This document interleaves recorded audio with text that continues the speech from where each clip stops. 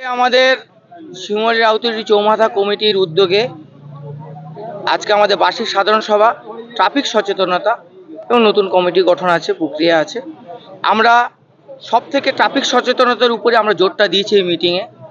সর্বোপরি সারা পশ্চিমবঙ্গব্যাপী যারা শ্রমজীবী ভ্যান চালক, শিল্প কলকারখানা থেকে যারা বিতাড়িত, যারা নতুন কর্মসংস্থানের সুযোগ না পেয়ে এই মোটর ভ্যানটাকে বেছে নিয়েছে, সৎ পথে তারা স্বনির্ভরশীলতার সাথে তারা নিজের সংসারকে চালাচ্ছে, এই মোটর ভ্যান যাতে আগামী দিনে সারা পশ্চিমবঙ্গব্যাপী সুন্দর এবং সুষ্ঠুভাবে চলে, তার জন্য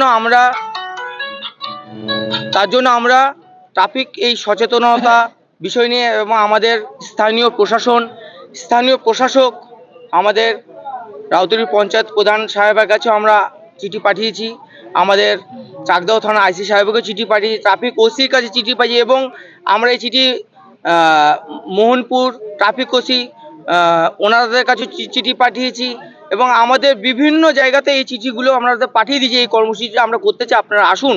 এবং আমাদের মধ্যে কথা হচ্ছিল গেট টুগেদার মানে আমরা হচ্ছিল সাধারণ ভ্যান চালক,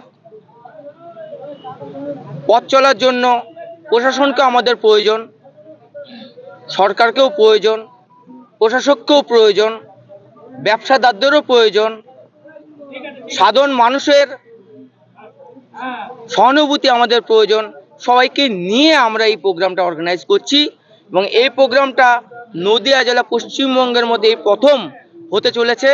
এবং এই কর্মসূচিতে গত 27 তারিখে আমাদের জেলা অফিসে একটা মিটিং হওয়ার পরে এরপরে রানাঘাটে আমাদের জেলা সেক্রেটারি আছে সুমন পরাণী, রানাঘাটের বুকে একটা হবে, তারপর শান্তিপুর, তাহেরপুর, কৃষ্ণনগর, নবদ্বীপ, এরকমভাবে সারা অল পশ্চিমবঙ্গ জেলাটা হবে এবং অল পশ্চিমবঙ্গব্যাপী এই প্রোগ্রামটা আমাদের হবে। আমরা এটা শুভ সূচনা করলাম, কারণ আমরা চাই একটা সংসারের মধ্যে বেঁধে সবাইকে নিয়ে কাজ করতে। রাস্তাঘাটে চলতে গেলে দেখা যায় বিশেষ করে মোটর ভ্যান কিছু ট্রাফিক নিয়ম অমান্য করে এবং তাদের যে সাউন্ড পলিউশন, এই নিয়ে কিন্তু মানুষ একটা বিরাট ক্ষোভের মধ্যে পড়ে। আপনার এই বিষয়টা কতটা দেখেন? হ্যাঁ, এই বিষয়টি নিয়ে আমাদের সংগঠন, যেটা পশ্চিমবঙ্গের মধ্যে একটি সংগঠন আমাদের AIUTC অনুমোদিত, তার রেজিস্ট্রেশন নাম্বার 25/029। এই সংগঠন একটাই মাত্র সংগঠন যারা পর সমালোচনা করে না, আত্মসমালোচনাও করে এবং আমাদের কর্মসংস্থানকে সুনিশ্চিত করতে সংগঠনের একটি রুলস রেগুলেশন আমাদের রাজ্যব্যাপী এবং পরিবহন দপ্তরে একটি আমাদের ডেপুটেশনের পরিবহন মন্ত্রী স্নেহাশিস চক্রবর্তী মহাশয়ের উপস্থিতিতে আমাদের রাজ্য সেক্রেটারি জয়ন্ত শাহ এবং আমাদের প্রতিনিধি টিম গিয়েছিলেন। সেখানে তারা বলেছেন যে এই মোটর ভ্যান চালকদের আমরা রুটি মারার জন্য তো আমরা এই ধরনের রুলস রেগুলেশন বা একটা ওনার সার্কুলার দিয়েছিল যে কোনো রোডে মোটর ভ্যান চলবে না। তারপর তারা এই ডেপুটেশন দেওয়ার পরে তারা বললো যে ঠিক আছে, এইভাবে তো আমরা সবাইকে বেকার করে দিতে পারি না, আমরা একটা সিদ্ধান্তমূলক কিছু নেব। যাই হোক, আমাদের কাছে একটা প্রত্যাশা, এইবার আপনার যেটা প্রশ্ন ছিল এর কি করতে চাই আমরা, আমাদের মোটর ভ্যান ইউনিয়ন থেকে অল পশ্চিমবঙ্গব্যাপী একটা রেজুলেশন এবং সেটা পরিবহন মন্ত্রী যিনি ছিলেন আমাদের মাননীয় স্নেহাশিস চক্রবর্তী মহাশয়, ওনারাও জানেন, একটা রেজুলেশন আমাদের রাজ্য কমিটি থেকে এবং প্রত্যেক জেলাব্যাপী এই রেজুলেশনটা আমাদের বিলি করা হয়। তার মধ্যে অনেক নিয়মকানুন দেওয়া আছে, তথাপি আমরা রাস্তায় পথ চলতে গিয়ে প্রশাসনের মাধ্যম দিয়ে যেমন তাদের সহানুভূতি পাই, অ্যাক্সিডেন্ট হলে তারা যেমন দেখেন, তথাপি ভ্যান চালকরা তো একটা ন্যূনতম পারিশ্রমিক নিয়ে একটা অল্প ভাড়ার উপরে একটা কাজ করে তাদের সংসারটা চালায়। একটা ব্যবসাদার, ক্ষুদ্র সাধারণ কৃষক, সাধারণ ব্যবসায়ী, ক্ষুদ্র এবং মধ্য ব্যবসায়ীদের খুব লাভজনক একটা পরিবহন ব্যবস্থা হচ্ছিল এই মোটর ভ্যান এবং তাকে কেন্দ্র করে বহুত লক্ষ পশ্চিমবঙ্গব্যাপী 8 লক্ষের উপরেও আমাদের মোটর ভ্যান এই পেশার উপরে নির্ভর করে। এবার কথা হচ্ছিল কিছু থানাতে একটা ব্যক্তি 500, 600, 700 টাকা ভাড়া হয়তো পায়, ধরে নিয়ে 1000 টাকা ভাড়া পায়।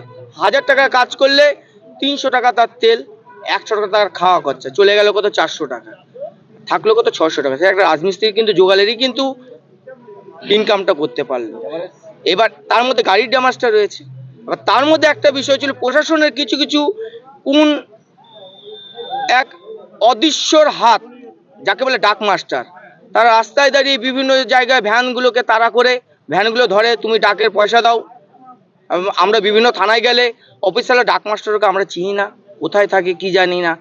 বিষয়টা হলো এই অদৃশ্য হাতটা, আমি বলছি আমরা এই অদৃশ্য হাত চাই না। আমরা চাই সুস্থিরভাবে ভ্যানটা চালাতে। রাস্তায় আমরা কোনো ডাক মাস্টার মানে জাতীয় কোনো একটা অদৃশ্য মানুষের হাতে আমরা অর্থ দিতে চাই না।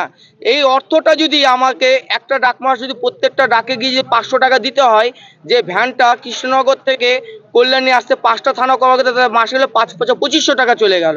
আমার দরকার নেই, আমাদের টোটোকে তো সরকার দিয়েছে তো 1500 টাকা না 1750 টাকা করে একটা রেজিস্ট্রেশন, আমরা সরকারকে টাকা দেবো।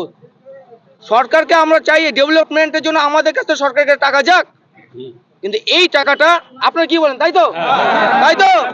তাই তো? কি তাহলে এই যে টাকাটা আমরা যে দিচ্ছি অদৃশ্য মানুষের হাতে, এটা কি সরকার ডেভেলপমেন্ট হচ্ছে, রাস্তার উন্নয়ন হচ্ছে, বা যারা আমাদের অফিসাররা যারা আমাদের আছেন তাদের কি মাইনার মধ্যে কিছুটা কন্ট্রিবিউট হচ্ছে, বা আমাদের সমাজের উন্নতি করার জন্য বিভিন্ন অনুদানমূলক বিষয়গুলো আমাদের সরকার দেয়, তার মধ্যে কি যাচ্ছে? এটাই আমাদের প্রশ্ন। আজকে প্রোগ্রামটা সমস্ত ভ্যান চালকদের নিয়ে ডাকা হয়েছে, প্রেস আছে, সবাইকেই আমরা আবেদন করব আমরা সুস্থিরভাবে যেন ভ্যানটা চালাতে পারি। আমাদের কারোর সঙ্গে বিরোধ নেই, সবার সঙ্গে সহমত পোষণ করে আগামী দিনে রুলস রেগুলেশনের উপর যে প্রক্রিয়াটা আমরা করেছি, প্রশাসনের স্থানীয় প্রশাসন পরিবহন দপ্তরের সঙ্গে বসে একটা যে সিস্টেমের মধ্যে আসুক, আমরা তার জন্য রাজি আছি। আপনার নাম পরিচয়? আমার নাম হচ্ছিল তাপস পাল, আমি শিমুয়ারি রাউতরি চৌমাথা কমিটির সভাপতি প্লাস নদিয়া জেলার সহসম্পাদক প্লাস পশ্চিমবঙ্গ রাজ্য কমিটির সদস্য।